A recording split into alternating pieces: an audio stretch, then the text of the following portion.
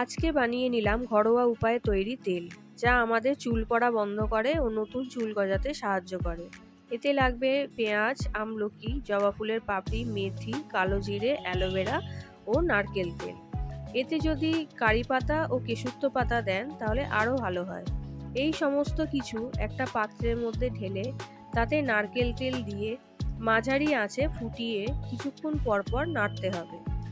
এই উপকরণগুলো ভালো মতো ফুটে যখন বাদামি রঙের হয়ে আসবে তখন গ্যাসের ফ্লেমটা অফ করে ঠান্ডা করে নিতে হবে। এই তেল সপ্তাহে 2 থেকে 3 দিন মাথার স্ক্যাল্পে লাগালে চুল পড়া বন্ধ হবে ও নতুন চুল গজাতে সাহায্য করবে।